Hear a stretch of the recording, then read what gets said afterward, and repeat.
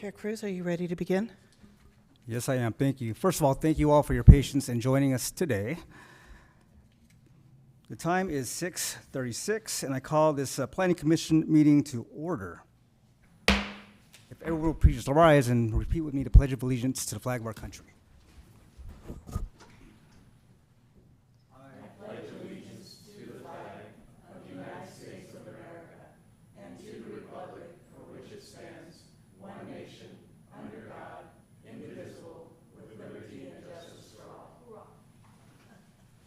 Thank you, everyone.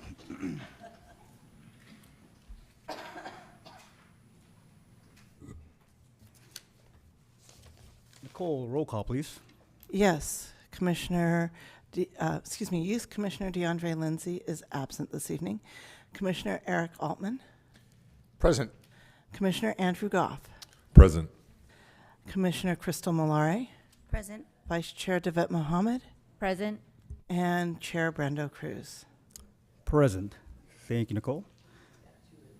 Attorney Ross, do we have a report on closed session confirmation of reportable action? Yes, Chair, members of the commission, members of the public, you convened in open session at 6 p.m. to address the matter agendized for closed session, and after determining that there were no comments on that matter, you adjourned to closed session at 6:01.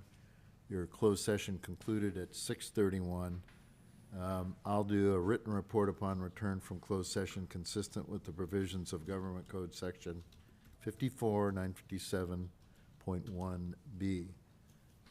It will confirm that there is no reportable action. Nonetheless, I'll do the written report.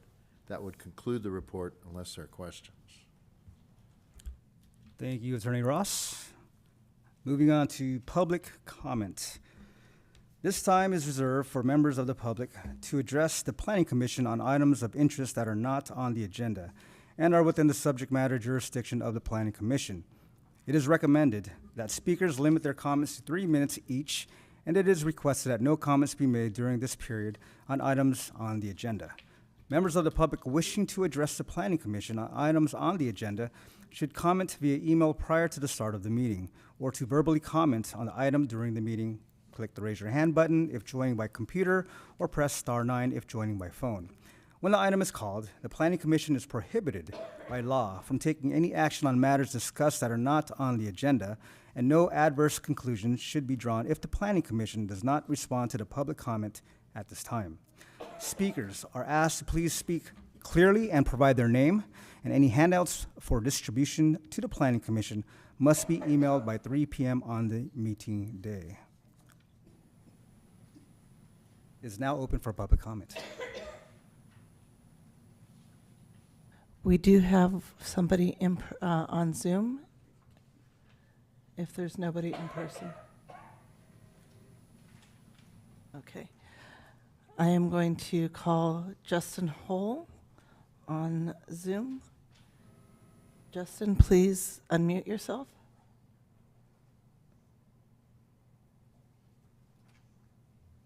Hi, Nicole, your Zoom it was off, the Zoom on Zoom.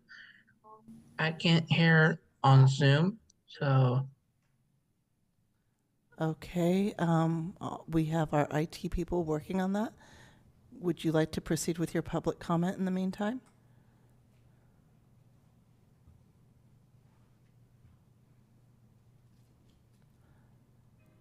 Justin, would you like to speak? I do. One more thing about the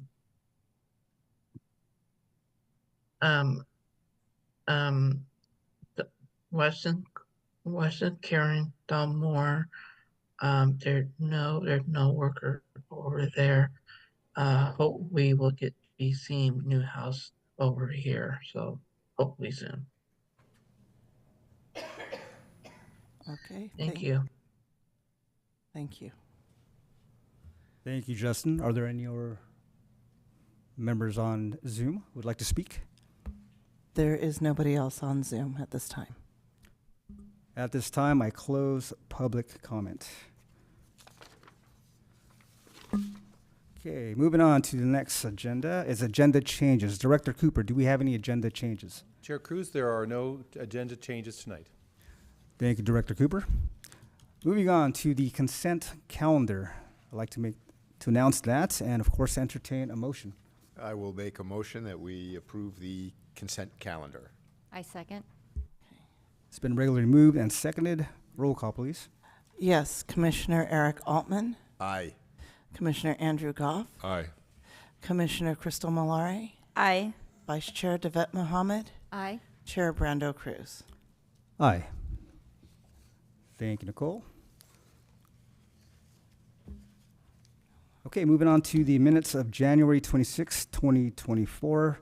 Commissioners, if you had a chance to read over the minutes, I would like to Oh, entertain. I'm no? sorry, Chair Cruz, when you do the consent calendar, it's just one motion for the Oh, entire. it's for that. Okay, sorry, thank you. Okay, moving on to public hearings. Chicken Guy Restaurant major modification. Staff, please.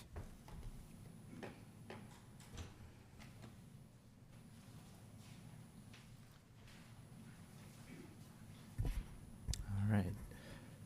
Good evening, Chair Cruz and members of the Planning Commission and members of the public. My name is William with the Planning Division. Very happy to be here to give a brief overview of this Chicken Guy major modification project. That's weird. Oh, it started from the end for some reason.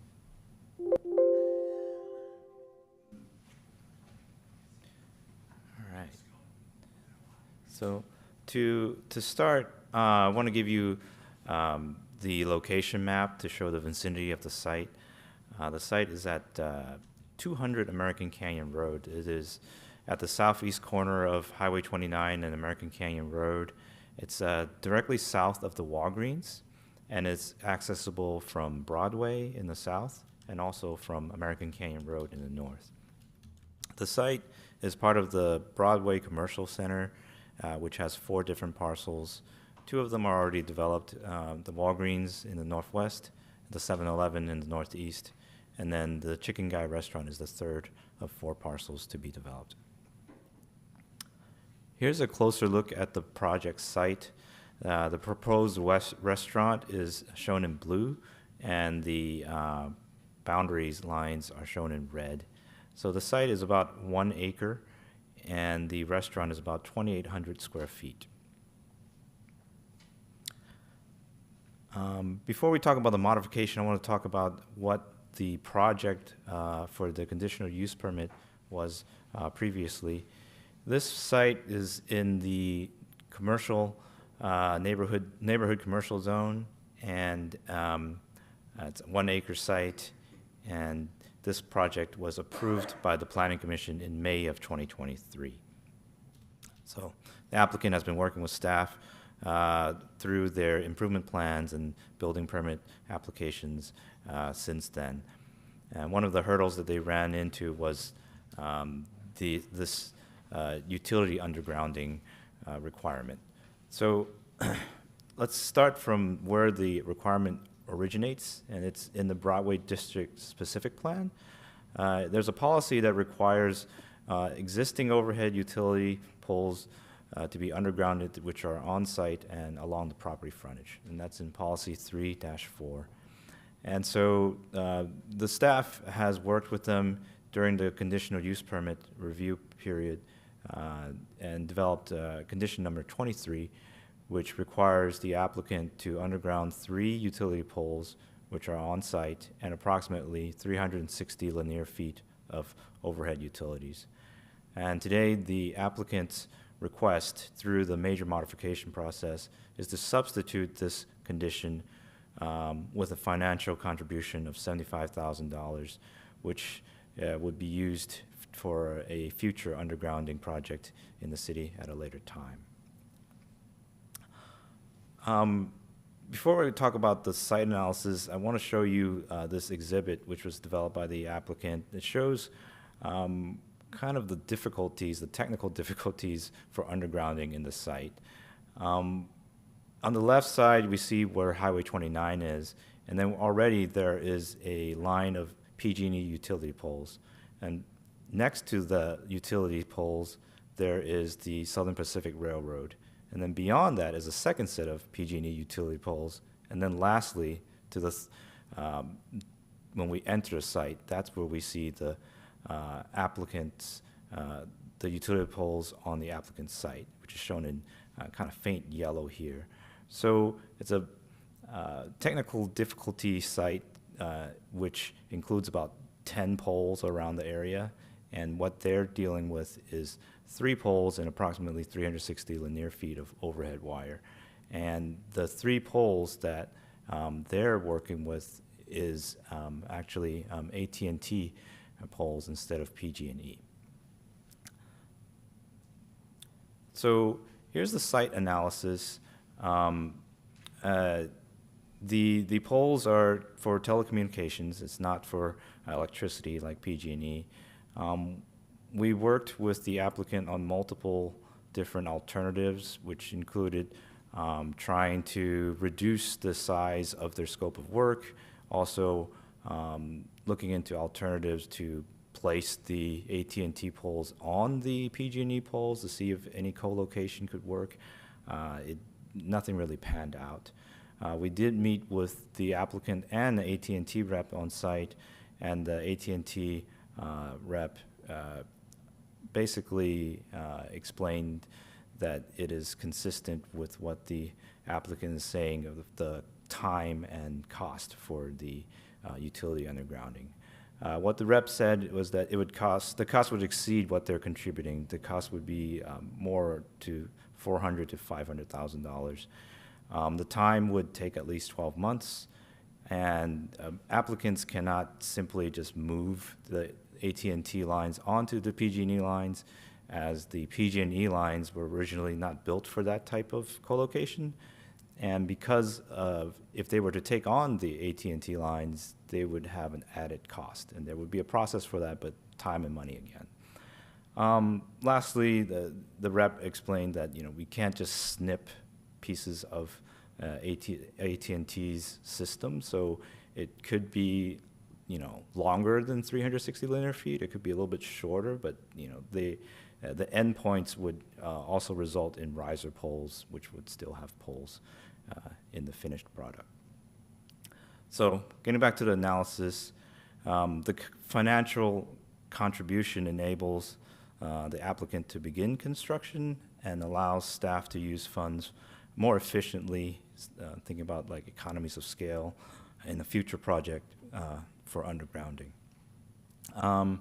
The city attorney has provided a supplementary staff report, which I think most of the planning commissioners have in front of them. And also I think there was a letter from AT&T that came in just yesterday that it kind of explains the difficulties of the site. So before I go on to the legal analysis, oh, I do have a legal analysis. Okay, you can do it? Okay.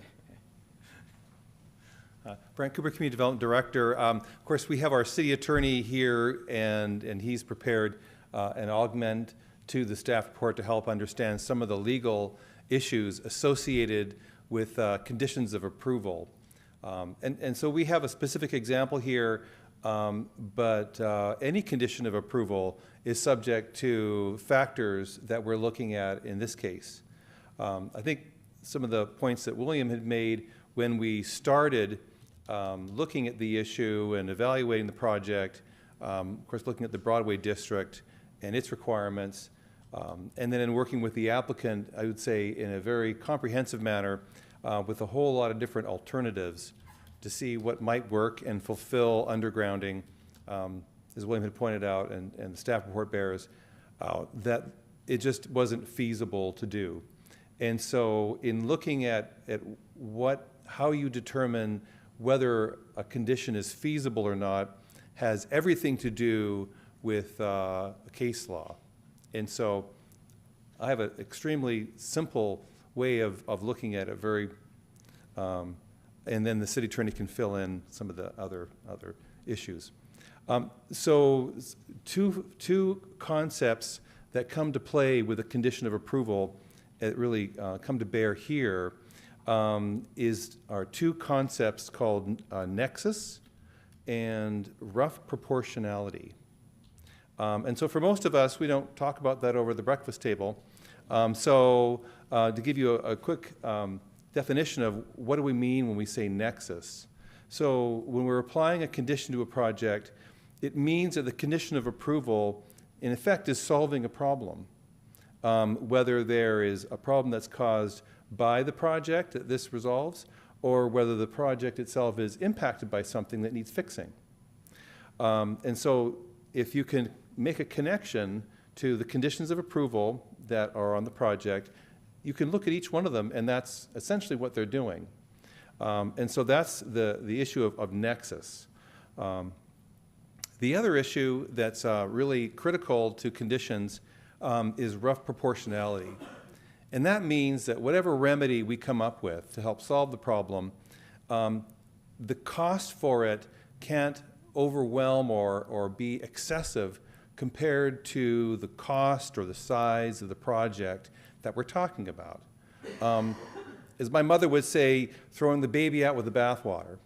Maybe that's, old-fashioned, but kind of gives you the idea that maybe the solutions worsen the problem in some respects. Or maybe it might be so overwhelming that it makes the project financially infeasible. So those are very important issues that we look at. And sometimes, and this would be the case, we didn't necessarily have all the information to know whether or not we're bumping up against some of these issues.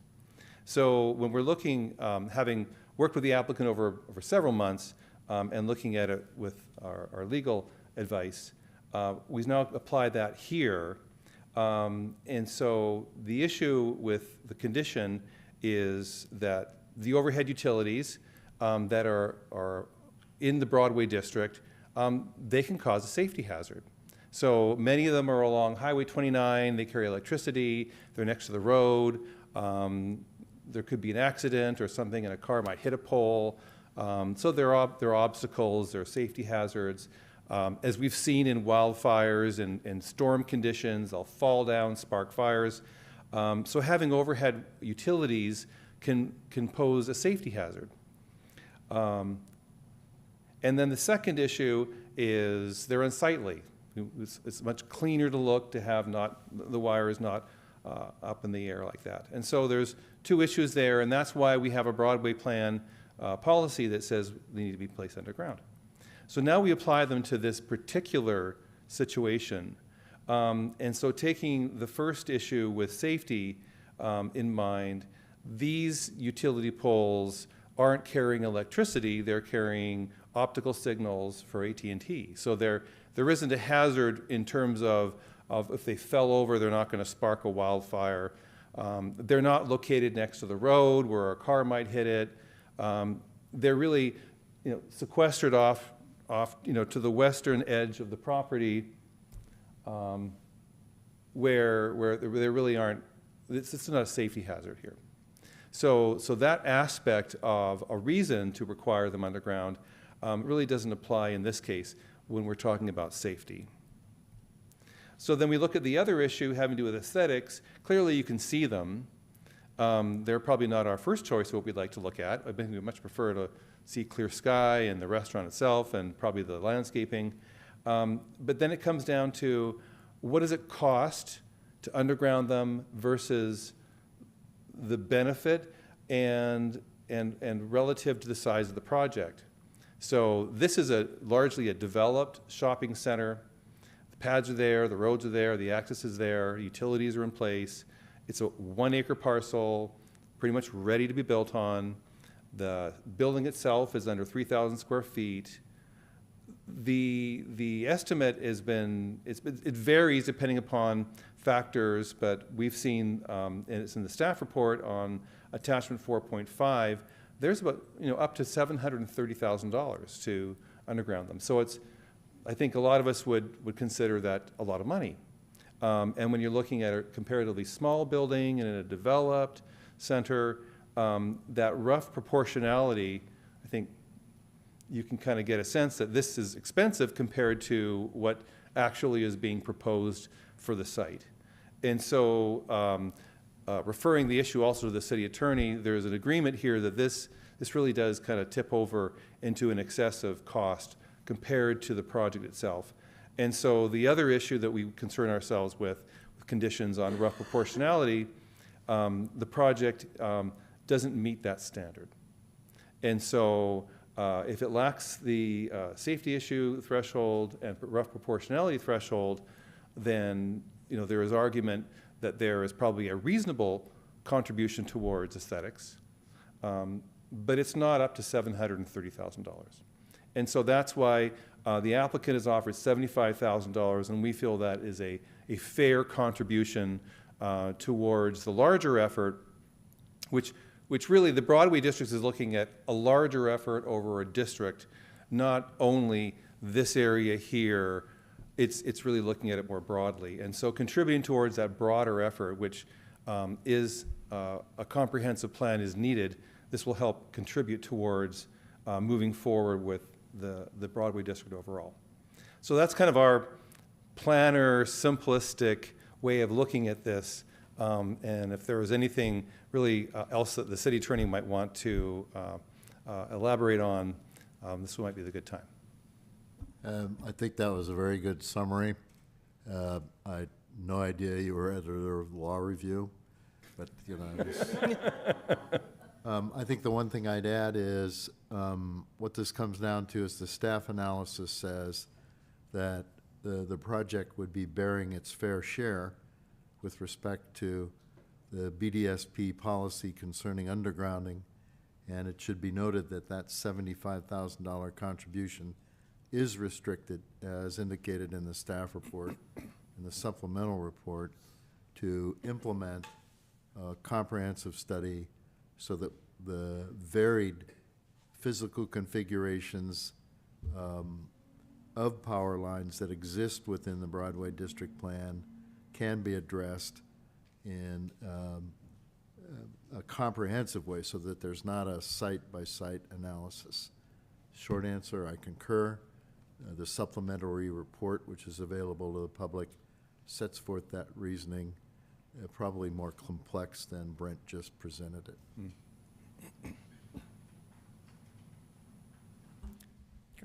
Thank you. Commissioners, you've heard staff, you've heard our attorney. What are your questions?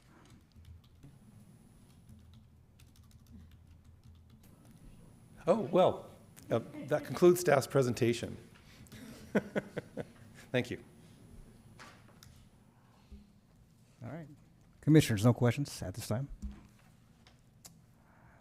Okay, at this time, I open public hearing to the Chicken Guy major modifications.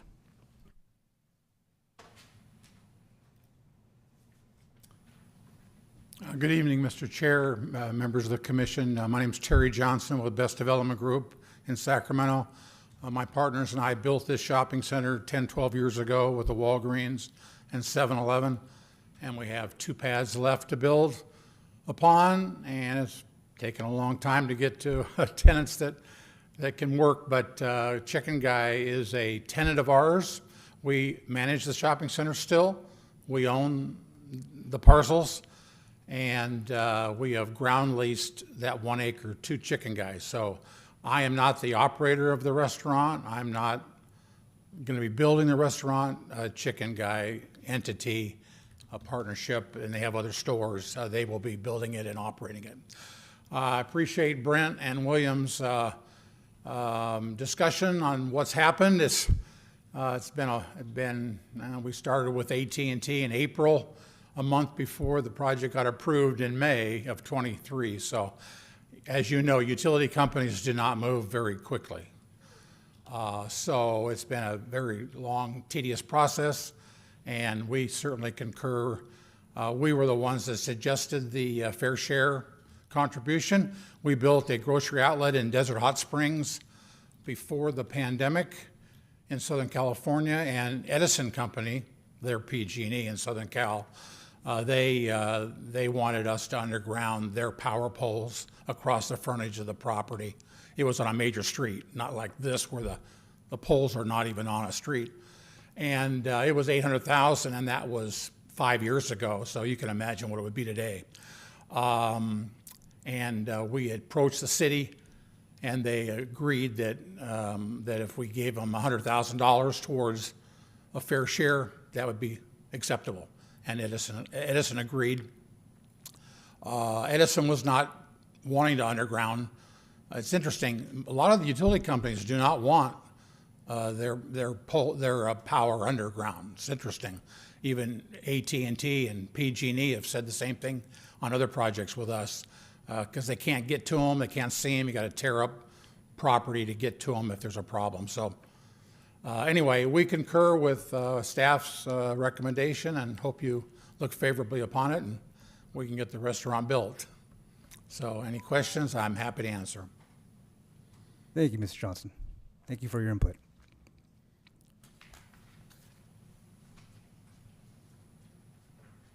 Okay, on my first card here, I have Mr. William Baker.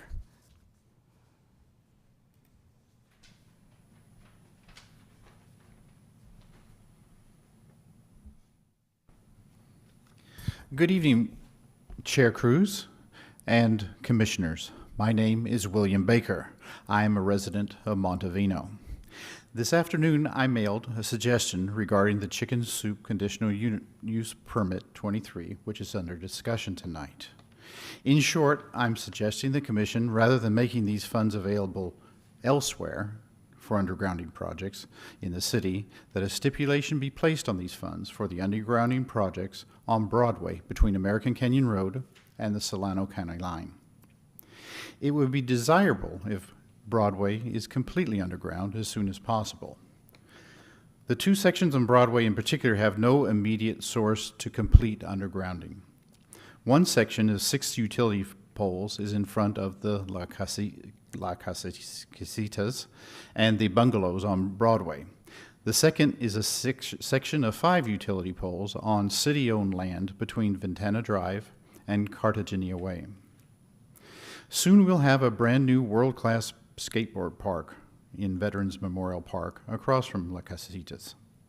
Completing underground utilities on Broadway would significantly improve the area's aesthetics. Thank you for your consideration. If I may ask a question, is there a drawing that shows what this site looks like with the wires as they are planned to be? In other words, the restaurant, and where the wires going to cross this thing? Not the elevation drawing. No, sir.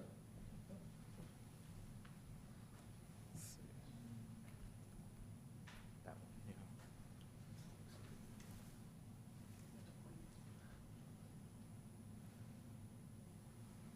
Do we have a pointer? I'm not sure we. Basically shows it between the railroad tracks and the restaurant location. Oops. You can sort of see the. Red dots? See the blue lines? It's the yellow. There are several lines of utilities in the area. Is there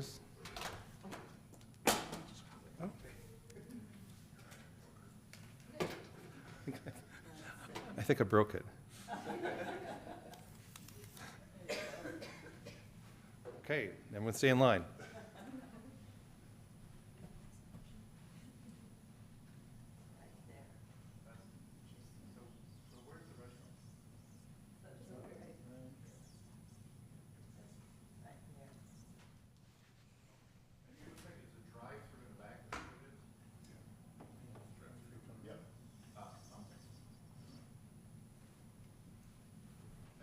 All right. Thank you, Nicole.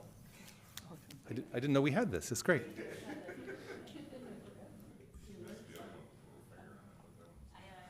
All right.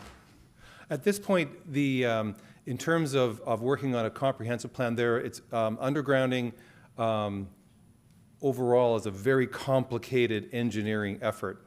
So funds that we have here and others that have been collected for projects on the Broadway district would help fund, and I'm sure there'll be also a city contribution through the general fund for an overall plan to engineer and design all of the utilities. Now, exactly the extent of the project, that would be up to a subsequent conversation with the city council. So, Mr. Baker, please stay in tune There'll be plenty of conversation about this effort. And if I've missed anything, we're really lucky tonight to have our Public Works Director, Erica Amon-Smithies, in case there's anything I've left out that's important. But appreciate your being here. Thank you, Brent, and thank you, Mr. Baker, for your comments.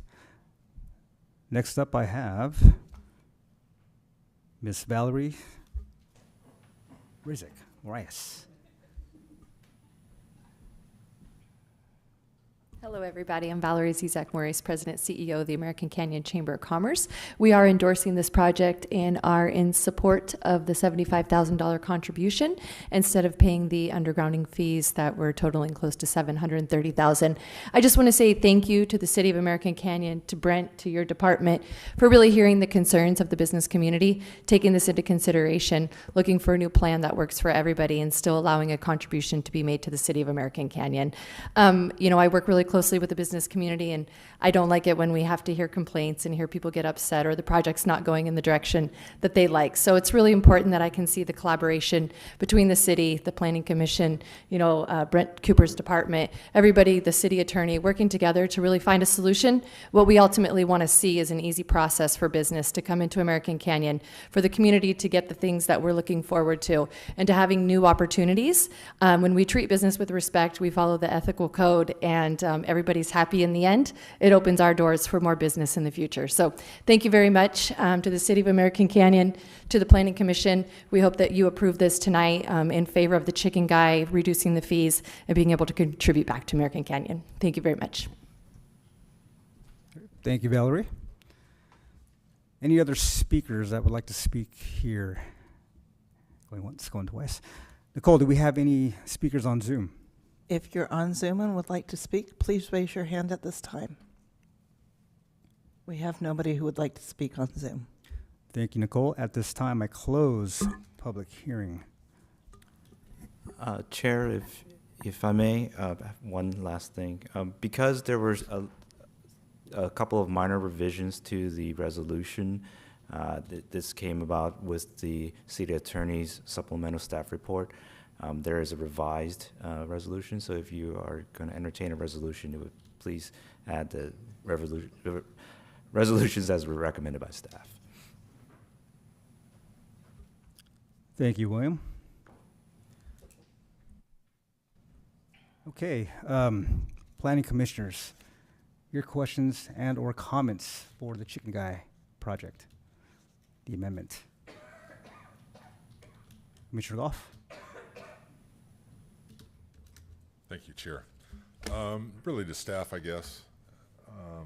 Just reading through public comments that we have, there is a couple here that really express the desire to hold everybody accountable to the Broadway-specific plan, especially the component about undergrounding. My question kind of leans towards the concept of fair share that has been mentioned here.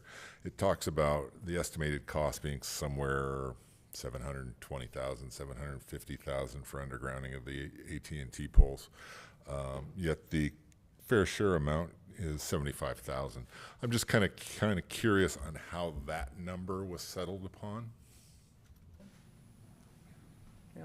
I think I'm going to refer that one to the city attorney. In response to that question, I'd say there were a series of negotiations with the property owner concerning that amount. I think there was an analysis between the cost associated with the power lines and the AT&T lines and the cost of the project and the lack of an implementation policy on this specific property, but then the analysis to the effect that there has to be a commitment to come up with something on this property, bearing in mind the specific policies of the BDSB of aesthetics and safety.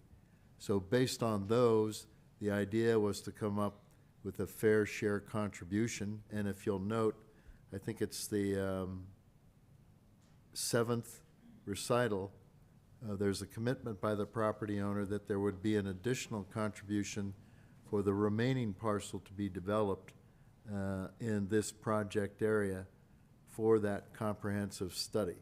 So I'd again go back to the components that Brent briefly referred to and the specific constraints on this property, and the analysis that was an offer that was advanced after significant negotiation with the property owner to visit a fair share, to contribute to this so that we can get a process that would be comprehensive, taking into consideration all the constraints that would exist elsewhere in the city. I want to emphasize that one of the conclusions of staff was this idea of where the lines are. Brent referred to them earlier. It's the yellow lines. They're maybe 5 to 10 degrees off a north-south line, parallel to Highway 29. They do not interfere with ingress or egress to the proposed project. But the idea that there has to be a contribution to lend certainty to addressing these standards in the balance of the Broadway district plan. So I think that would be my response, is there's an acknowledgement by the property owner that this has to be addressed. The staff analysis as to the actual placement of the AT&T lines versus the power lines not even being on the property, and the idea that there has to be participation in addressing this problem BDSP-wide, plan district-wide. So that would be the response. Thank you, City Attorney. One other follow-up question, I believe, if I just want to understand correctly. Through the conversations with AT&T, it was noted that even if the removal of the 3 poles that we are talking about on this property, 2 additional poles would have to be added at the end of each. Is that true? Yeah.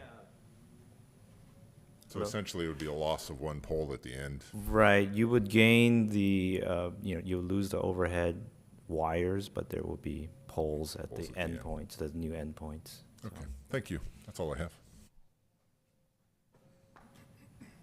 Thank you, Commissioner Goff. Commissioner Mohammed. Commissioner Malari. Thank you. Nothing for Brent or William here, but I think that this is an opportunity for us as the city to begin to educate our residents on the magnitude of undergrounding utility lines. So Brent, you had mentioned the safety component of it, whether if it's utility lines, there's telecom lines, there's water lines, there's various lines underground that don't pose, I would say, severity with fires and such. So I think this is definitely an opportunity for us to start educating our residents on just the length and the timing of these types of projects. So that way the transparency is there, and also just identifying, and listening to the respective areas in the city of where we could potentially start to do the comprehensive studies and begin to bring that back to council. So, that's all I got. Thank you. Thank you, Commissioner Mallory. Commissioner Altman. Thank you, Chair Cruz. I'm going to just briefly pick up on where Commissioner Mallory was with her comments, and I'm doing this simply because of the commentary that we received via email, the 3 comments. And it's clear that there's a lack of understanding, because 2 of the 3 kind of specifically discuss fires and safety issues. Now, if we were talking about overhead power lines, in other words, PG&E lines, it would be a different matter. We are talking about telephone lines. As Brent mentioned and William mentioned in the presentation, there is not a safety hazard here. They will not cause a fire. So for those reasons, I think, we as a city need to make our residents aware that, as my partner in crime here for a few years on the commission, noted, that there's a lot of different kinds of lines out there. And we have to understand what each of these lines' purpose is and what the potential hazards of them are. In this case, we are simply talking about telephone lines that pose no hazard, that are kind of minimally on site, and and as my other longer-term partner in crime here, Commissioner Goff, noted, we're going to remove 3 poles and we're going to add 2. So we're going to take the wires down over the length of this site, but they're going to be existing on both of the ends of the site, both the north and south end, and we're going to have 2 new poles on those ends. I mean, to spend, and again, I work with construction, I work with contractors who do public works projects all the time. I can't comment specifically on what costs here would be, but we're talking a 1,000 square foot building. This is not a large facility. This is not a, $20 million project. This is in the single millions. It's just kind of crazy to ask anyone to put up the kind of funds, even at the low end of nearly $500,000, to spend on something that doesn't give us any safety improvements and doesn't really improve anything in terms of sight lines and aesthetic, so I just hope that the people who have commented, and I appreciate their comments, I really do. We want engaged citizens. It's just understand more of the detail and don't just comment, to be honest, but listen to the analysis, listen to commission meetings, listen to city council meetings, and understand what the underlying issues are so that you can educate not only yourself but others as well as to what the hazards are, what the issues that we're facing are, and why decisions are being made the way they are. Because I found in my time on the commission, which has been more than a week or two, that that's one of the biggest issues we run into is people just don't understand ultimately what we need to do, and we need to operate with fairness, with equity, with everyone.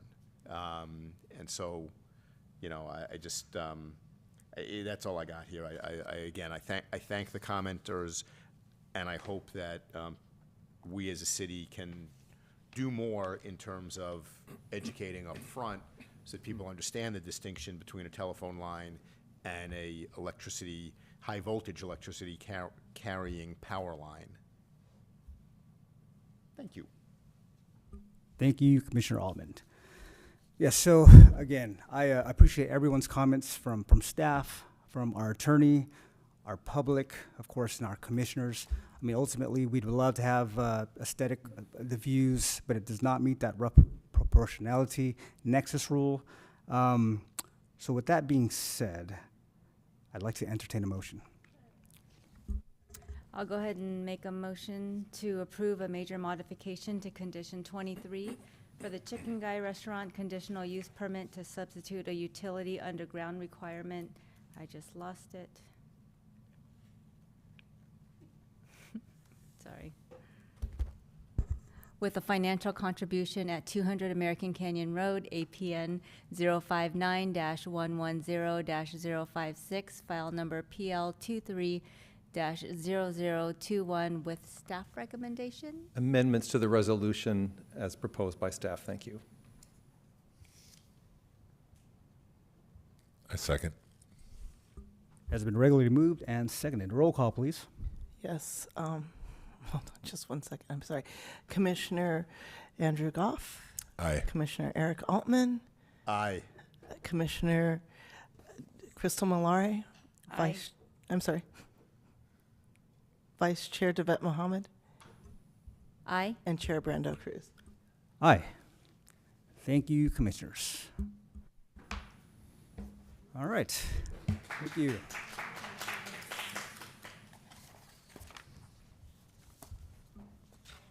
Okay, moving on to our next item on the public hearings. We have the Housing Element Implementation Program C Municipal Code and Accessory Dwelling Unit Ordinance Updates. Staff report, please. All right. Thank you, Chair Cruz and Planning Commission and members of the public, especially the ones that are here tonight. We appreciate you being here. I'm Brent Cooper, Community Development Director, and this is a public hearing for amendments to the municipal code to meet our commitments from the housing element, and I'll kind of walk you through what that all means. Just for those that maybe also don't talk about this at the breakfast table, the housing element is a plan that every city in California must have, as well as counties, for meeting the housing needs of everybody in the community. And as our sign says, we love everyone in American Canyon, and this speaks to that issue because everybody needs housing that's safe and supportable and affordable. And so the housing element was a very extensive effort that the Planning Commission and the City Council met about a year ago, a little more than a year ago, to approve. And so it's a very comprehensive plan for the next 8 years. After following up with the Planning Commission and City Council approval, it went back to the state for its review, and it was certified by the State Department of Housing and Community Development at the end of June. And this gives American Canyon the distinction of being the first jurisdiction in Napa County to have a certified housing element. I had lunch today with some of my other directors in Napa County, and there are a couple of jurisdictions in Napa County that still don't have a certified housing element. So, I mean, it really is a big effort, and they're not alone. There are many, many cities and counties in California that don't have a certified housing element. So, even though it was a lot of work, we are really ahead of the game. One of the big features in providing housing for everyone in the community is a concept called affirmatively furthering fair housing. And so I think it's a bit wordy and almost sounds redundant. But I think the point that's being made here is that many jurisdictions talk a lot, but don't necessarily do much. And so affirmatively is really adding an emphasis that you've really got to show what you're doing to further fair housing. And so there was a whole analysis of this issue in the housing element, and there are findings that are in the housing element that shows that there's work that can be done in American Canyon to help further housing for everyone in the community. And so whether you're looking at people who may not have English as their first language and have trouble finding housing for that reason, or if there's a cost concern, and that's probably the majority of people at some level, special needs housing, perhaps for seniors, or supportive and transitional housing. There's a whole host of issues. And so some of the examples of implementation measures in the housing element, so these are commitments that the city will undertake to help further and lessen these issues in our community. And there are approximately 70 implementation actions that need to be done over 8 years. And so tonight we're going to talk about a few of them, but this is really the first batch or bundle of what we'll be bringing back to you from time to time. As much as we can front-hand this and get it taken care of early is the better, but there's so much that we can do at one time, and so much we can talk about to you in a single meeting before it's too much. So we, at some level, have to pace ourselves.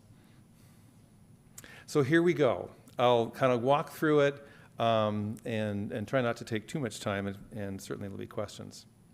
So these are amendments to our zoning code that will help improve housing accessibility to more people. There is a growing awareness that in the history of zoning, which in our country is a couple of 100 years old, that there is an element of it that has been undertaken to use the city's regulatory authority to keep certain people out. And has created a lot of inequity in our country and has harmed the lives of many people. And so to the extent that our ordinance might have elements of this, these amendments are what will help resolve it. And the reason these solutions are being presented is that they are supported by state law. So the state has been looking at a lot of these issues and has adopted many, many laws to help break down barriers that we may not even be thinking about or may not even be aware of some of the unintended consequences. So I have about 6 or 7 of them, this being the first one. And they're not too, there are little tweaks here and there.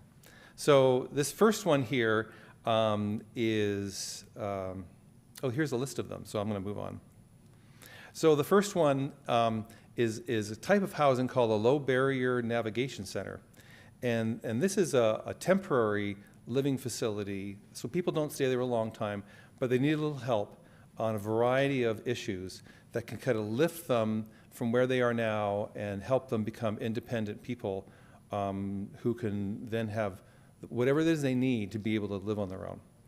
And so the change to our zoning would be to allow this as a permitted use in mixed use and commercial zones in the city.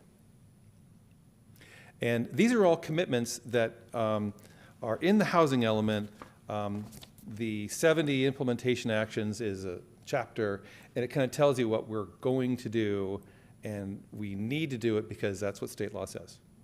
So, and it's the right thing because these are things that will help people.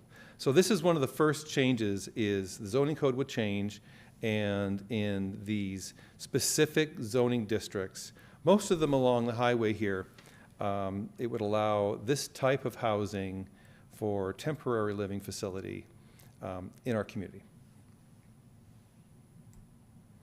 Here's a map of the zoning districts in the Broadway district with little letters and colors. And so most of these zoning districts I've mentioned is where it would be permitted. So it would require a willing landowner and an organization to get together, but the zoning itself wouldn't necessarily be a constraint. Okay, next one where the zoning would change is something called a small residential care facility, and this could be just a house where 6 or fewer people live, just roommates. It could also mean that it is a place where you require non-medical care, but maybe need some assistance of a variety of purposes. And today, it's already allowed in other single-family zoning districts. It's state by state law, it's just considered housing. And for some reason, it was missed in our rural residential hillside zoning district. That's Canyon Estates. And so this zone change, as was called out in the housing element, requires that it also allow a small residential care facility. And for those that aren't sure where Canyon Estates is, it's on the east side of town, and it's this green area here on our zoning district east of Vintage Ranch. It's the only area in town where we have rural residential hillside zoning. There's another area where the zoning would be amended, and this has to do with people who build manufactured homes or have a parcel of land and they want to put this is a manufactured home. And this is a home where it's factory built and then often brought in a crane, bolted together and built. And so many cities, ours included, have extra requirements for manufactured housing that doesn't exist for someone who just wants to build a house on a lot. And so it's been earmarked in the housing element that this then means, because we have these extra standards, it means it's harder to build a manufactured house in American Canyon because we have these standards. And so I'll kind of go over some of them for you. We have some subjective standards. So when you're building a house on a lot, you get a building permit. And so if you look at the zoning code, it says, well, before you get the building permit, the community development director, typically, applies these standards. So I can't say that I've ever used these. There are several manufactured housing, but it is on the book, so it presumes that I'm going to do it. And so there are some terms that I'm supposed to look at on whether or not the manufactured house is harmonious with the surrounding neighborhood. Well, it's a single-family home in a single-family neighborhood, so I guess, I don't know. I could judge whether it's harmonious or not. That's, I guess, up for it's subjective, right? Is that a harmonious one?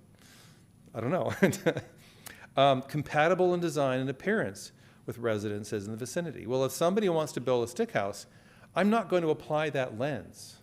We don't have, requirements of that kind. You want to build a house in American Canyon, we have, building code requirements and zoning standards for setbacks and things, but it doesn't add that extra layer where I get to decide whether it's compatible in appearance. So that would be removed.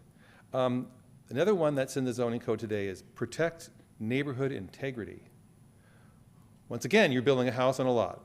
I don't know where the neighborhood integrity come to play, so that would be struck. Another one that's related to the others is harmonious relationship between manufactured homes and surrounding uses, etc. So we have these words in here that I certainly wouldn't use in evaluating, but somebody else might, and they're subjective. And so if they're subjective and we don't apply these to anybody else, it's sort of prejudicial. So they would be struck from the zoning code. Kind of moving on the same topic, there are standards in here that's not required if someone wants to build a house that's built on site. And this would be the exterior siding material compatible with adjacent residential structures. So if you want to put siding on your house today, you don't expect me to tell you you can't because the neighbor has a different one, right? You'd probably be angry and insulted. Anyway, that's in here for manufactured houses. So that would be struck. Shiny or metallic finishes are prohibited. Specific roof materials, I don't think you want me telling you what you can have. Now, there's a fire code that says you can't have shake, but that's back almost like our last conversation, that's a safety issue. But, I mean, if you're not doing that, you're not expecting me to decide what kind of roofing material you're going to get on your house. Eaves or roof overhangs not less than 1 foot. I don't know, I think my house has some less than 1 foot. So, no one said no to that. Finished floor elevation no higher than 20 inches above the exterior finished grade. I think there are some houses where you walk up steps to get there. Exterior materials and roofing proposed for a garage shall be the same as those as the main structure. These are just criteria that just wouldn't even come to your mind or you expect the city to have an opinion about. But they're here on the books for manufactured houses. And that, it discourages people. They're going to look at that and they're going to go, well, that just makes it harder to get a manufactured house. So these would all be struck from the zoning code. Here's another one. It's a little different issue. Minimum residential floor area ratio. So in the community commercial district, zoning district, and the neighborhood commercial district, of which we don't have many now in town, but there's a couple, they allow multifamily housing. So apparently there are some state laws that say that if you have zoning for multifamily housing that includes 8 or more dwelling units, you must have allow a minimum floor area ratio of 1.0 in neighborhood commercial or 1.25 in community commercial. And so I have a little picture here. What a 1.0 floor area ratio means is that you take your lot area and the building area is this equal to the lot area. It's a 1-to-1. So 10,000 square foot lot, 10,000 square foot building. So you can, take that 10,000 square foot building on your lot. You probably don't want to cover it, parcel to parcel. You might want to, have a front lawn or something. But zoning requires setbacks and things, so you kind of squish it. And so if the lot's 10,000 and you want to build a 10,000 house, you're probably going to go to 2 stories so that you have some room for everything else. So there's just ways of configuring it. But this is sort of a graphic to show that what floor area ratio is referring to.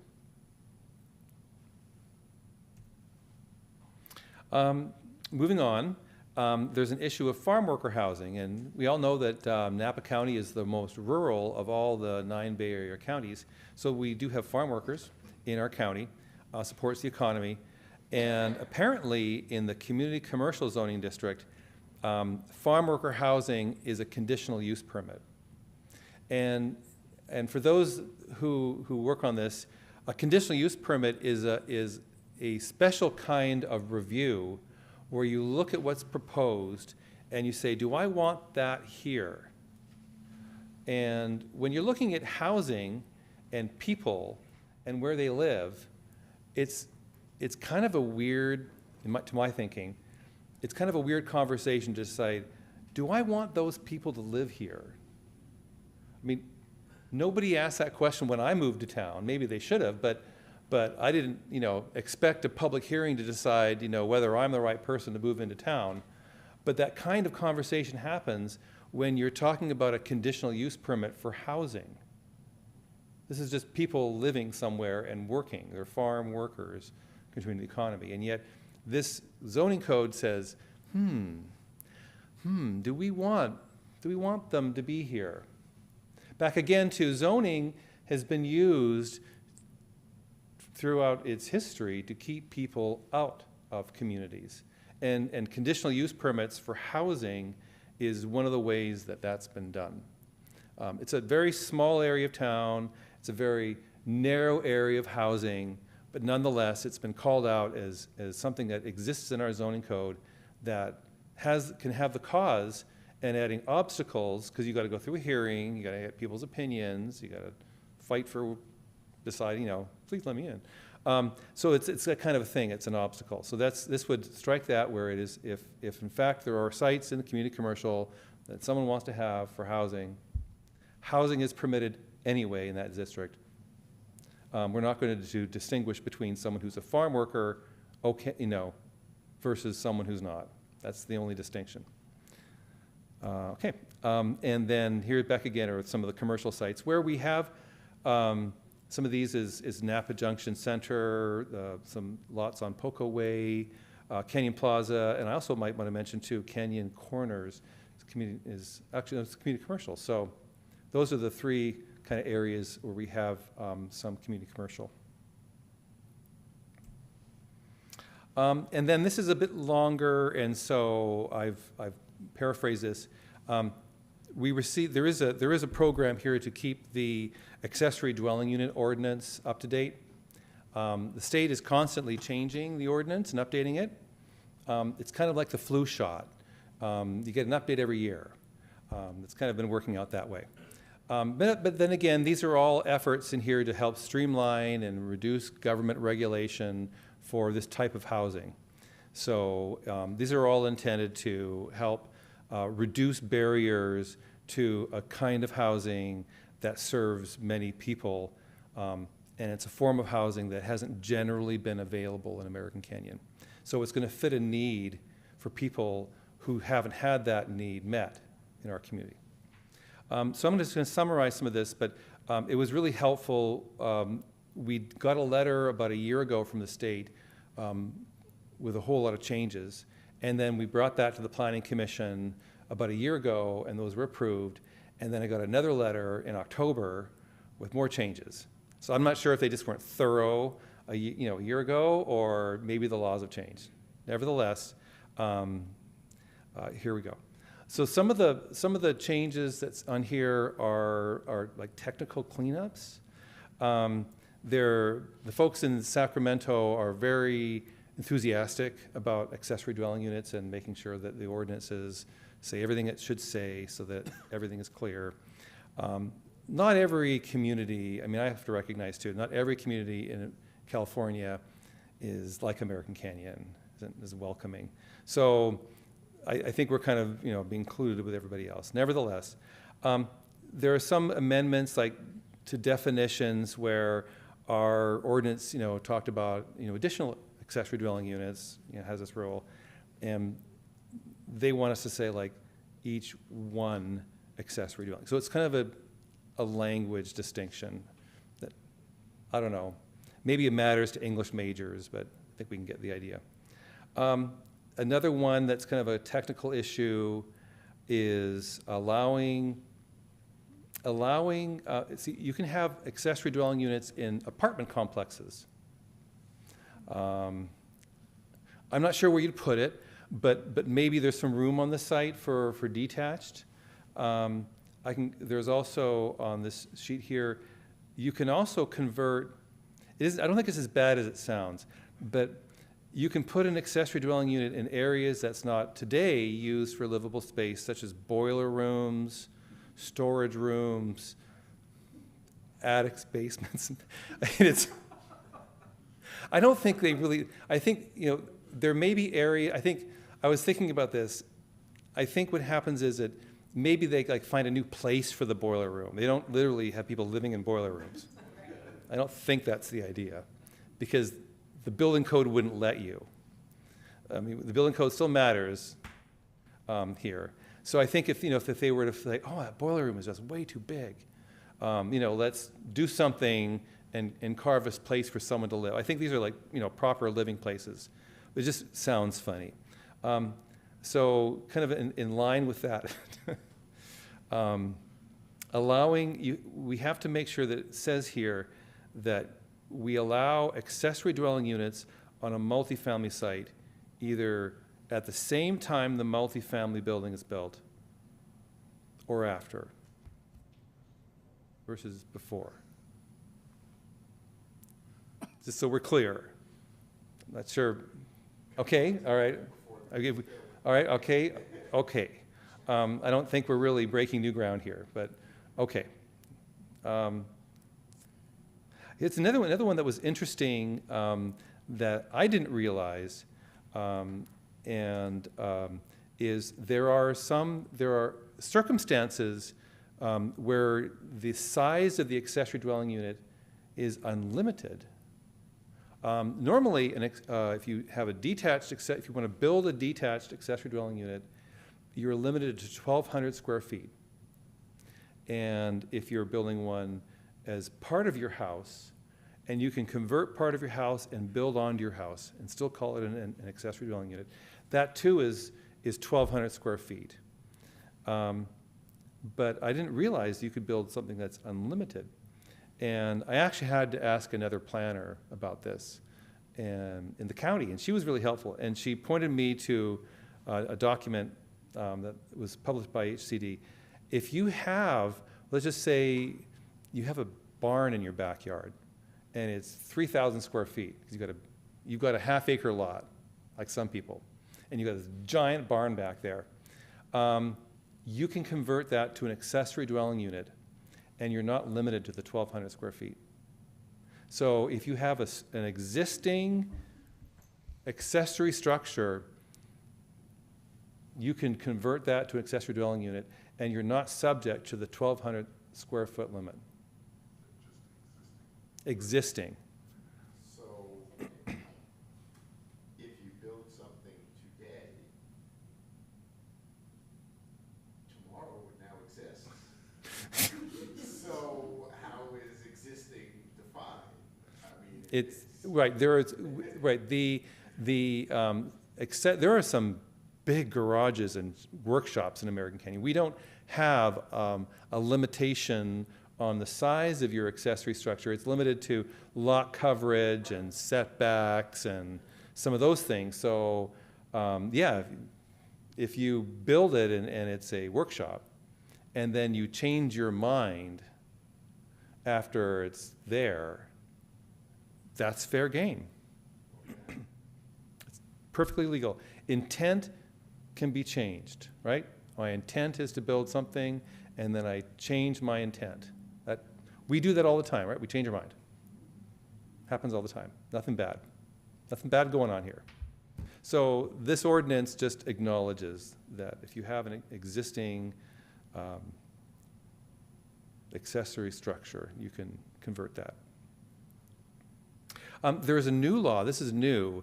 There used to be the rule that you can have 2 accessory dwelling units on your property. You can have one attached to your house and a detached. Now the law has changed where you can have 2 attached. So if, say you have a house and you want to build a 1,200 square foot accessory dwelling unit, and you convert a little of your house and then build a 1,100 square foot addition, but it's attached to your house. That's okay, that's your attached accessory dwelling unit. You also get to build a junior accessory dwelling unit. And William, is it 750 square feet for junior? 500, thank you, I knew I'd get it wrong. So you can also now build a 500 square foot junior accessory dwelling unit, and they are attached to the house. And a detached one, 1,200 square feet or whatever you want if you thought ahead. Everyone with me? Yeah. So anyway, the addition now, the concept that you can have 3 accessory dwelling units plus your primary home now means 4 homes on your property. So, got to have room for them. Some of the other changes are, one is the fire district has a policy that if you don't have fire sprinklers in your house, it was an old house, and you grow the house by just over 50%, the fire district says you got to put sprinklers in the house. But what the state says, that if you grow the size of your house, regardless of the amount of square footage, if that house didn't have sprinklers, you cannot make them put sprinklers in the house. So if you do this, like I'm doing, I have a 1,000 square foot house, and I add 1,000 square feet for my attached dwelling unit, and I do my 500 square feet for my junior, and they're all attached. It's an old house, never had sprinklers. You cannot make them put sprinklers in the house. So it's a new interpretation. Untested, I might add. Yeah. Well, we'll see when the next flu shot comes up. Yeah. Yeah, we all know fire sprinklers save lives, and perhaps an enlightened homeowner, they're expensive, but they're expensive. So I mean, the state's kind of thinking of expense. It's a narrow perspective. Here's another one that we wouldn't do this, but I guess other cities do. There are some properties that might have a code violation, right? Well, we have a complicated ordinance. I could probably find any house and find some code violation, right? And so, I mean, right, it's life.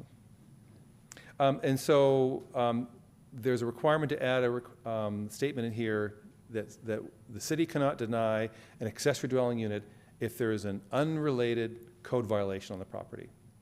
Right. We have code enforcement process. I mean, if something comes to the attention and rises to the level of enforcement, well, we're going to do that. And if they have an ADU application, fine, we'll move that along that. But I guess some cities are saying, oh, we're not letting you have your ADU until you fix this fence, or whatever the issue might be. We wouldn't do that. But anyway, the state wants to make sure that it's in there, so that if someone who replaces me that's really mean-spirited comes in, they can't do it. There were also rules that we had in the junior accessory dwelling unit, because junior's small, it's 500 square feet. And so there was kind of a concern there might be overcrowding. And so there were some standards in the ordinance that kind of made it, if you're going to try to overcrowd it, you're going to be really inconvenienced. And so among some of the standards that's in our ordinance that the state's requiring us to change is we had a standard in there, and so did everybody else, by the way, where you're not allowed, you can't have propane or natural gas appliances. You got to have electric. And so we can't, if someone wants to have that, they can now. Apparently there was subjective language that I hadn't noticed before. Food preparation area and cabinets have to be reasonable in size and relationship to the junior dwelling unit. I don't know how I would decide what's a reasonable relationship between cabinet space and, but anyway, they found that in the ordinance and said you can't have that in there. Okay, that's fine. We did require a small kitchen waistline. Once again, not a large one, so that it's hard, it's inconvenient to have a lot of people. So that you can't do that anymore. So they can have whatever kitchen line, waistline they want. So those are, it just makes it easier. We don't have these kind of peculiar standards for that. Parking standards are reduced. And so once again, I don't think HCD has been to American Canyon because you can't require parking when there's a car share vehicle located within a block. So, well, there are urban environments where they have, share cars. We don't. I'm not sure when we will, but if we do, then we won't be able to require parking. So I guess that's an easy one. There's also no parking when the accessory dwelling unit application is submitted the same time as the primary house or the apartment building.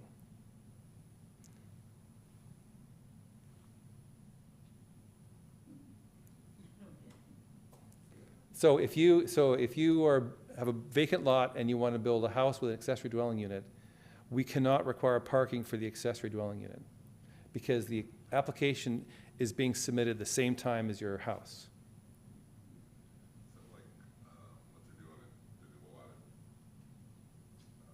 Oh, promontory.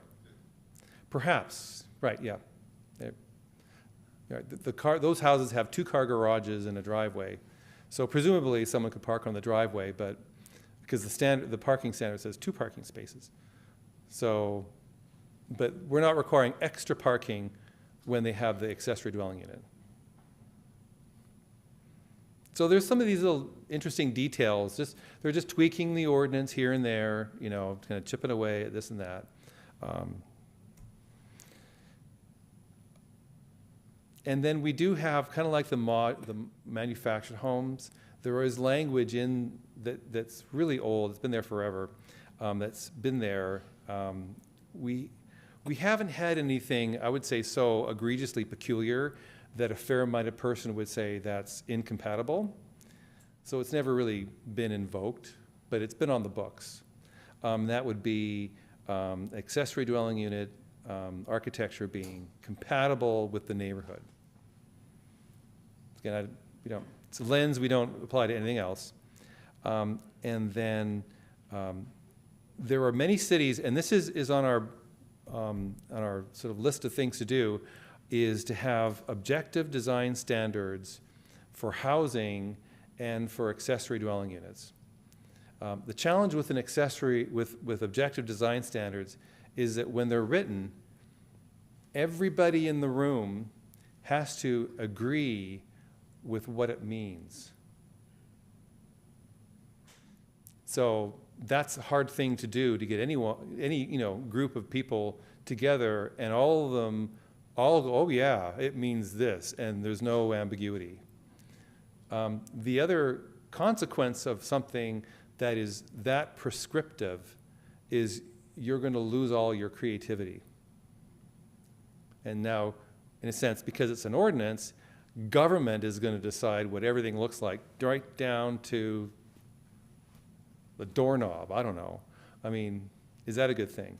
So, but that is if you don't have something like that, then you don't get to say anything about anything. So that's kind of it's a challenge. Many cities are doing it, and so, there'll be a state of the art that we can look at and see what we want. But I'm sure that you're never going to achieve perfection. This is another one too, approval standards. The city must approve or deny an accessory dwelling application within 60 days. So normally, whether it's an accessory dwelling unit or a building permit, they submit the application, a couple of weeks, they give them comments, they take whatever time they're going to take, and then they give us it back, and we review it. We don't literally, within 60 days, deny something. Usually that's like a final, you're denied. That's sort of like, you're done, you're denied. So that's sort of a weird thing that the state law requires. But I guess some cities just don't make decisions after 60 days. Perhaps, they just take a long time. If you do deny an accessory dwelling unit, you have to tell them why. That seems pretty reasonable as it's part of something that we do. But I guess it's in the law because it doesn't happen in some cities. So anyway, we'll work with this. It's like you're soft denied, for these reasons, and then resubmit when you're ready. I don't want people, you're denied, they're going to go away and cry, probably. I don't want to give the wrong impression. So anyway, that's what we're required to do. Question for you. How does that fit into some HOAs that are in existence that regulate what homeowners can do with their houses and designs? It's a problem for the HOA. Yeah. They don't, they may have heartburn, but it's their problem. So those are what I'm providing for you today. These are all tied to state law. They're exempt from CEQA because there's a lack of jurisdictional discretion. Thank you for that language, Mr. City Attorney. And it is a commitment that has been adopted in the housing element. I'm not bringing something to you that isn't already been in an adopted document. But it is an ordinance change, so it requires a public hearing. So I hope I've appropriately characterized the action tonight. Thank you, Brent. That was very extensive, and thank you for that information. Okay, at this time, commissioners, do you have any questions for our staff? No question. Vice Chair Mohammed? So, thank you for that presentation. Wow, that's a lot. Small residential care facility, is that the same as an assisted living facility like Green Hills Care Home? Let me find the definition. This one is referring to non-medical care. I know that there are various degrees of assisted living. Mm-hmm. Some might include medical care. But there are many where there are people who just need assistance with their daily lives. It's not medical, it's bathing and feeding and things. That's not medical. Right. So to the extent that's what you're referring to, then yes. And do we have small residential care facilities in American Canyon? I believe, yes, we do. Mm-hmm. Okay. And many of most of them require a license from the state. Right. And the state has a raft of their requirements that we could never figure out. I mean, we couldn't dream these out. That's their expertise. And the state itself in its licensing has a separation requirement among other care facilities. So the state licensing has a lot of things that might be characterized as neighborhood preservation and regardless of whether they need a license or not, they're still subject to all of our other ordinances with respect to noise and and behavior and all of that. The issue is you can't prejudge that they will happen when there is a facility. Thank you. And then my second question is, some ADUs are prefabricated. Does that tie into manufactured housing, or are those two different? It might, yeah. And so what this ordinance would do is be kind of harmonize and strip out the subjective aspect of what's in our ordinance today, so that if they meet the zoning standards and the ADU standards, and there you go. Thank you for clarifying. Thank you, Vice Chair Mohammed. Any other questions from our commissioners? No, at this time, I open public hearing.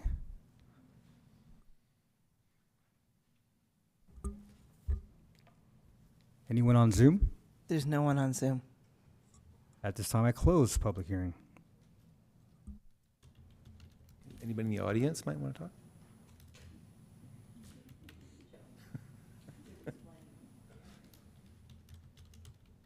Okay, going back to our commissioners. Any other comments from our commissioners? No. At this time, I'd like to entertain a motion.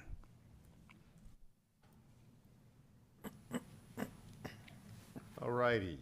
I will make a motion that we adopt a resolution of the Planning Commission of the City of American Canyon recommending the City Council of the City of American Canyon amend the American Canyon Municipal Code to update Chapter 19.39 accessory dwelling units and additional amendments consistent with current state law and Housing Element Implementation Program C, resolution number 2024, next. I second. It's been regularly moved and seconded. Roll call, please. Yes, Commissioner Eric Altman, Aye. Commissioner Andrew Goff, Aye. Commissioner Crystal Malari, Aye. Vice Chair Devet Mohammed, Aye. Chair Brando Cruz. Aye. Thank you, commissioners. Okay, moving on to business. We have the 2023 calendar year Housing Element Progress Report recommendation. Staff report, please. All right. Good evening, everyone. I'm back for a second presentation today. Happy to give you a presentation on our Housing Element Annual Progress Report, or APR as the housing people call it. Yeah, it's a very interesting year. It's the first year of our 6th cycle. As Brent mentioned earlier, we spent a lot of time last year completing our Housing Element update, and this new update will give us guidance from 2023 to 2031, and this is year 1 of this new cycle. Some background, the state law requires an annual progress report from every jurisdiction in the state. It highlights works accomplished, and the report is sent to the Housing and Community Development Department, or HCD, and the Governor's Office of Planning and Research. So I usually do this later towards the presentation. I want to get this out of the way first. A special thanks to all the other agencies that help us every day with our work in some of the housing stuff. So the Housing Authority of Napa City, they help monitor income limits and affordable homes. They help monitor the Section 8 vouchers, and they provide outreach and affordable housing issues. They're also the agency that has like the Napa County area median income information. I mean, you know, I can probably get it from HCD, but they get it first, so I just borrow it from them. Same county. So, and then the Fair Housing Napa Valley, their team provides information on landlord obligations and rights for fair housing laws. They provide counseling and investigation for inquiries and complaints, and they review rental practices and policies and all the good stuff under the law. And lastly, we have our Napa Sonoma ADU Center. They help us with everything that's related to ADU processes. They have like a ADU process overview. They conduct feasibility reports, and they just recently, I think last year, they have standard plans for people to purchase. So, helps a long way. So special thanks to these three agencies. And so 2023, we got to go back in time a little bit, but here are the numbers. So the HCD and OPR looks at the housing report under these three main categories: the number of entitlements that we approve, the number of building permits that are issued, and the number of certificates of occupancy when the houses are totally completed. In 2023, for entitlements, we approved 325 units.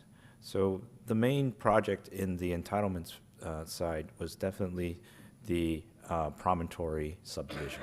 So that included 216 single-family homes and 54 junior ADUs, which they still count as a unit. So, so it's a big batch there. It's on the southeast side of Watson Ranch area, which was approved, I think, was July of last year. Another smaller one would be the Watson Ranch Hotel, which included 30 of the condos there, so 30 units there. And then the Sun Square project, which is a mixed-use development with 20 single-bedroom units. And we also had 5 ADUs approved last year. So now, looking at building permits, these are permits that were completed their plan check and issued and ready for construction. We had 84 units approved last year, and those are majority was in Watson Ranch, 52 units for the Artisan subdivision, and 26 for the Harvest subdivision, and lastly 6 ADU projects.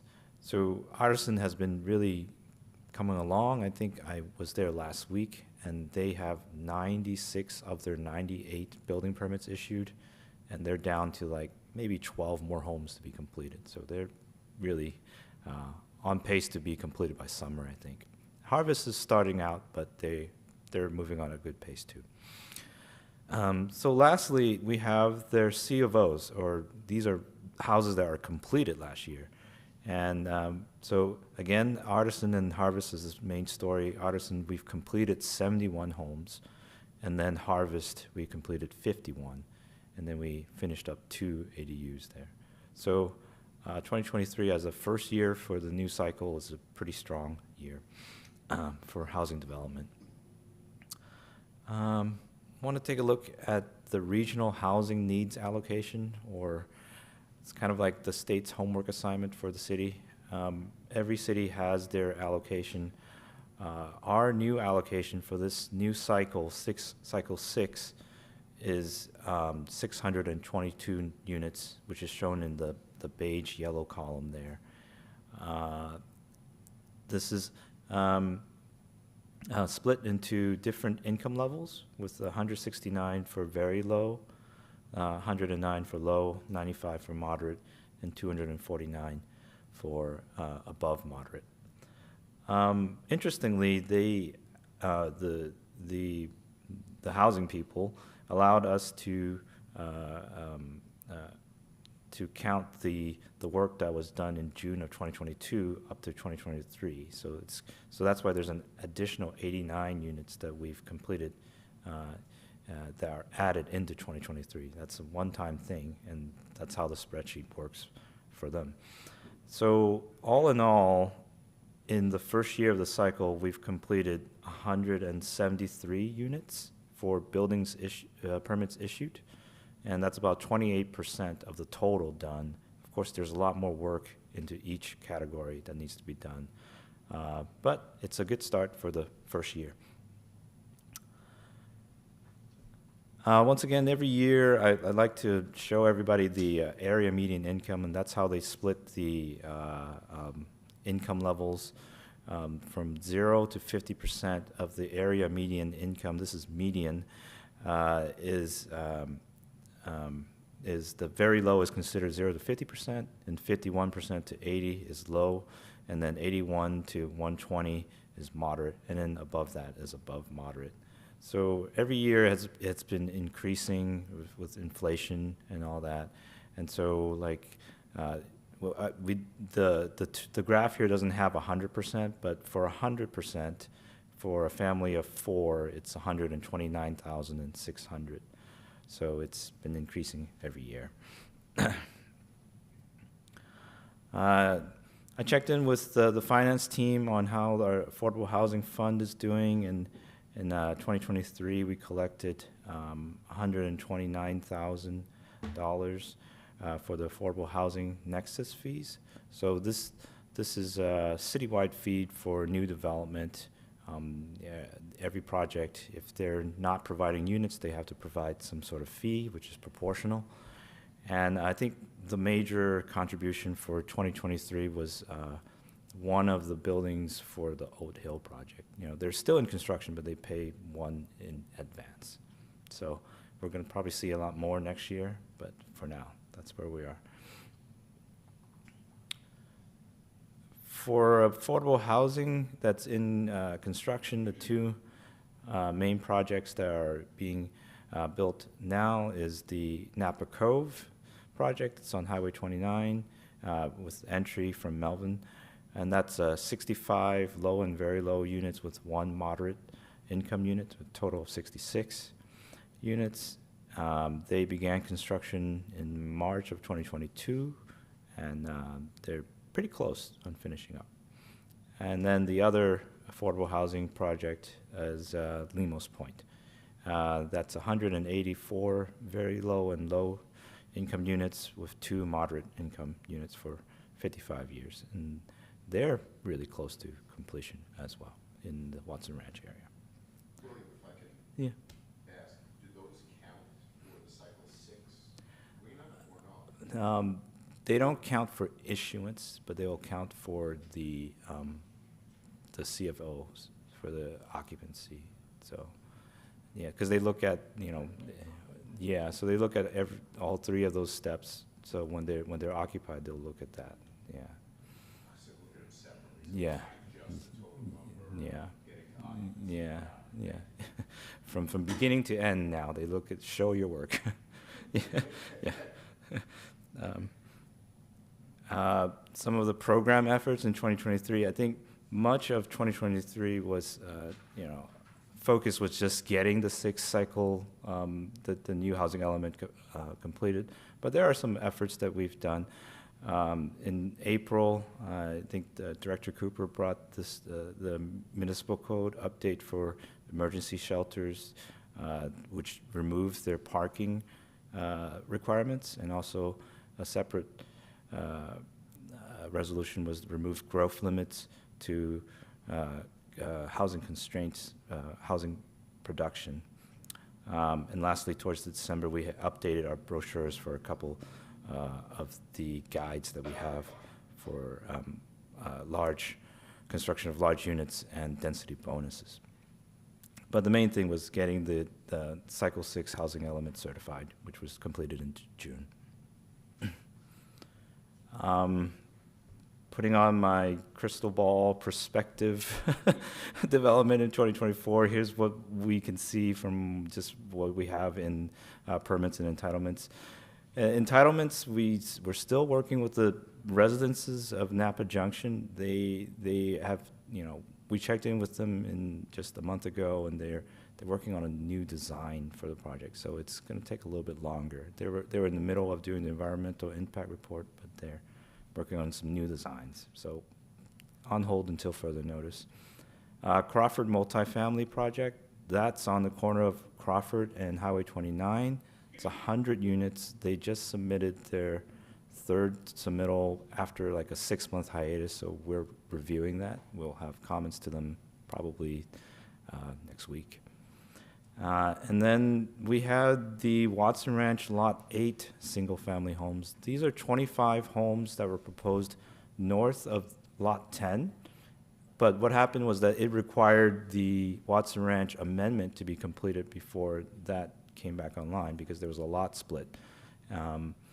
So now that the Watson Ranch lot amendment is done in September, I have to check in with the Terry's team and see do they want to bring these new lots back online. So I think they're working on it as well. As far as projects that are in review in the building permit reviews, Oat Hill Apartments, that's moving along. Canyon Estates, we've seen one building permit for them, so all the pads are there, so we're waiting for people to build these custom homes. We have one that's in review. I think we already gave them comments, so we're waiting for them to resubmit. Sun Square Mixed Use, they have a minor modification to make some changes to their site plan, but they want to take care of that before they get into the building permits. And then we're waiting for the residences, the hotel, those 30 condos at the hotel, and then the Promontory subdivision. Promontory subdivision has their improvement plans submitted, so they're in review with the Public Works team. And then for the folks that already have their building permits that are in construction, that's the Napa Cove, Lemos Point Apartments, and then the Artisan subdivision as well as the Harvest subdivision. So lots of activity in the Watson Ranch area. That's all I've got. So for next steps, this is not a resolution, it's just for the Planning Commission to receive the presentation. Next steps would be a follow-up with the City Council on March 19th. So I'll be here if you have any questions. Thank you, William. Commissioners, what are your questions or comments for discussion for staff, if any? I have a question.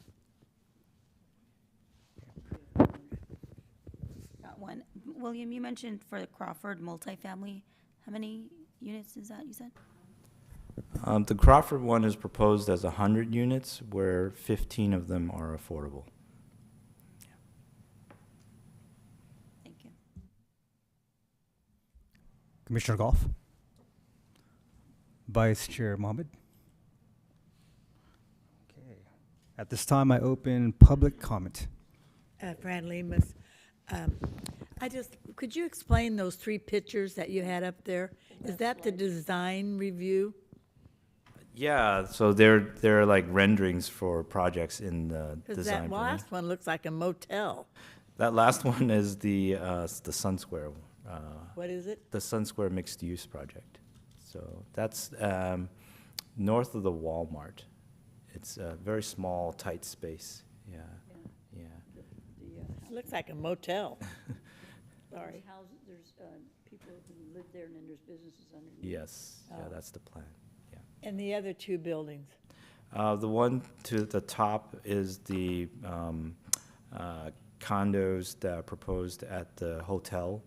So that's at the future hotel in Watson Ranch. And then the second one are 3-story apartments for the Crawford. For what? Crawford Apartments, yeah. And it's already designed. I thought we had a chance to talk about design. The hotel one was approved last year, and then the mixed-use one was approved last year in May as well. So we did take a look at them. The Crawford one is still in review. Yeah. Thank you. Mhm. Thank you, Fran. Any other public comment? Anyone on Zoom? There's no one on Zoom. Thank you, Nicole. Okay, at this time, the 2023 calendar year housing element progress report for the record stated is received and filed. Next order of business will be next item for business will be the 2023 general plan annual progress report. Right. Staff, your report, please. All right, thank you, Chair Cruz. I'm over here now, and Planning Commission. Brent Cooper again, and this is much like the housing element annual report. State law also requires an annual report on the status of the general plan. So, as we know, general plan is the constitution of development in the city, and the policies, whether they're capital improvements and other programs, all need to be consistent with the general plan. So it's a very important document. And so I think because of its status, state law also requires this annual report. And it's really kind of a touchstone check-in on what is happening in the city that is consistent with the general plan, and how is the city doing at fulfilling the general plan policies. I'm going to have a PowerPoint for you tonight. I'm kind of walk you through the report. It's in the packet. It's quite a bit lengthy, so there's a lot of material here. So in the interest of time, maybe I'll hit on some of the highlights. In the last year, the city has actually amended the general plan 4 times. And so we are working on a comprehensive general plan update, but while we're doing that, while we're updating the general plan, we're updating the general plan. And so we've done that, of course, as we mentioned, with the housing element earlier last year. There was also an amendment to the general plan to delete a growth control policy, part of a housing element requirement to remove constraints to housing. There was an amendment to the Watson Ranch specific plan that also was paired with a general plan amendment. That was in September. And then in November, the City Council approved amendments to the general plan for the Watson Paoli annexation project for pre-zoning and changing some of the land uses out there. And so we've been busy with the general plan updates itself in the last calendar year. As we look at a lot of the development applications, of course, we talk about this at the end of every Planning Commission meeting, and William also talked about them now with some of the housing projects. But there were 14 major development applications that were processed, and many of them approved in the last calendar year. So as you've known from your agendas, there's been a lot of projects coming to fruition in American Canyon. We also have a lot of major construction going on in town. There's 8 major projects. There's the Fran Lemos Apartments, as William mentioned, Artisan, Harvest, Single Family Homes, Napa Cove, just down the street here, Home to Suites Hotel, which is beginning to once again make progress after they had some catching up to do with some of their paperwork. PG&E Regional Center is almost completed. The Oat Hill Residential Project is coming along. There's a warehouse, SDG 217 on Commerce Court under construction. So a lot of major projects are being built, and all of these were approved consistent with the general plan. We have about 25 planning activities that are ongoing and are done that do support general plan goals. These are quite varied, and they range from things you might expect, like updating the general plan itself. And then, we celebrate Fair Housing Month and support fair housing Napa Valley through our contract there. The budget is also, the citywide budget is also deemed consistent with the general plan, and the priorities there fulfill objectives. National Night Out, a way of being able to tie to our community and reach out to people and let them know what's happening at City Hall on a host of programs. We always really look forward to that.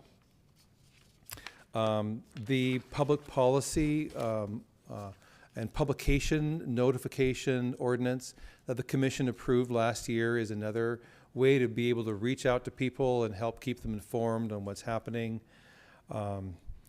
There's the annual inflation adjustment to our impact fees to make sure that they are able to maintain buying power that helps build infrastructure that the general plan calls for. And the Napa Valley Transportation Authority project initiation document for Highway 29 being fulfill improvements to Highway 29 is also a goal in the general plan. So there's a lot of things that happen all the time that you can tie back to the general plan. So it's not just a document that sits on a shelf and we kind of go about our business.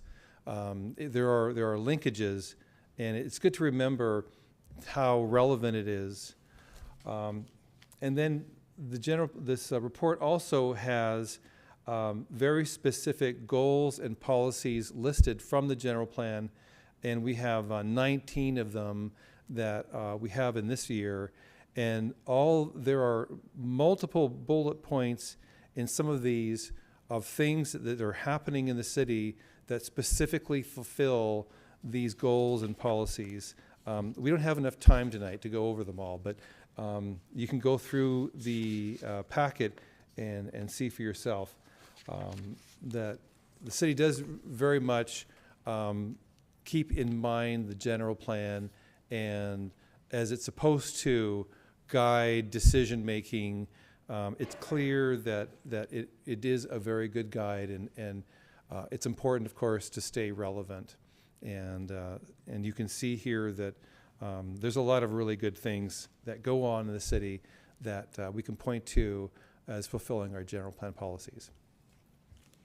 So this, much like the housing element update, it's a receive and file, and this will also be, along with the housing element, provided to the city council and then sent on to our friends in Sacramento. Thank you, Director Cooper, and we are definitely progressing. Very exciting times. Commissioners, your comments or questions, starting with Commissioner Goff, Commissioner Mamalari, Commissioner Altman. I'm good. Vice Chair Mohammed. Thank you. At this time, I open public comment.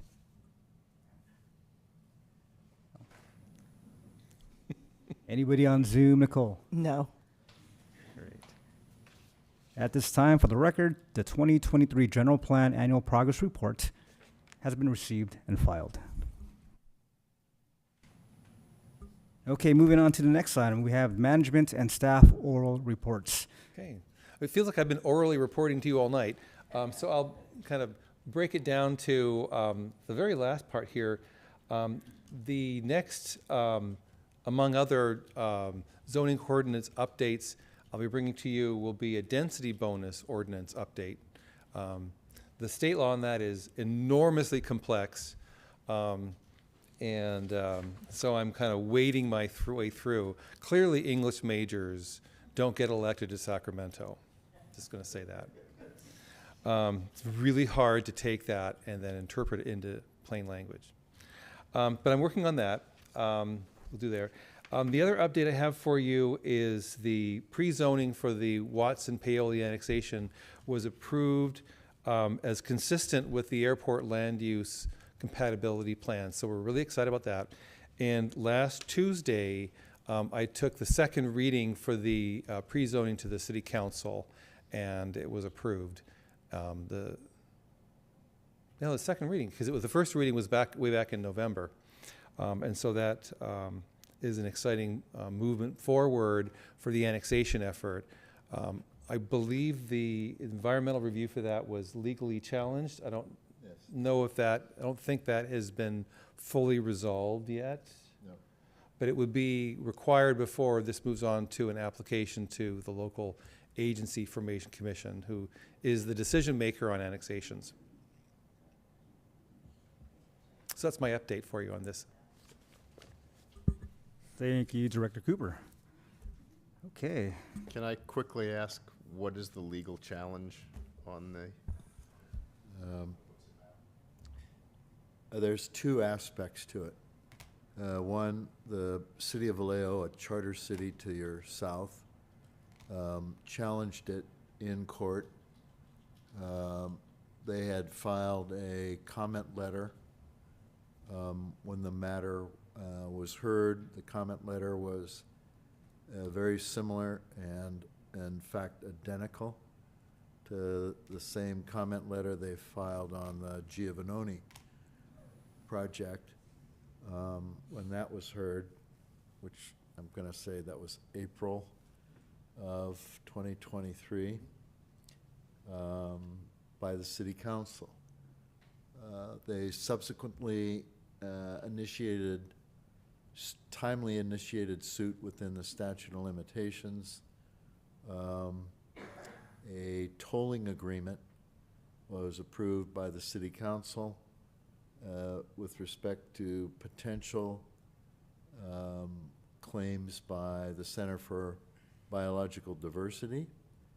That tolling agreement expires on March 4th, 2024.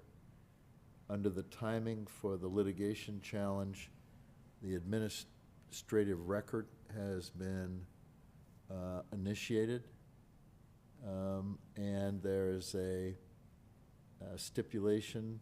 The matter was filed in Napa Superior Court. There's a stipulation for it to be transferred to Sacramento Superior Court because of a venue rule about, you know, another local agency suing a local agency. There's a right for a change of venue from the Napa Superior Court. There is the required CEQA settlement conference under CEQA has taken place. If there was something to announce, it would have been announced. I think that's everything I can say publicly. Thank you. Appreciate that update. Any other comments, commissioners?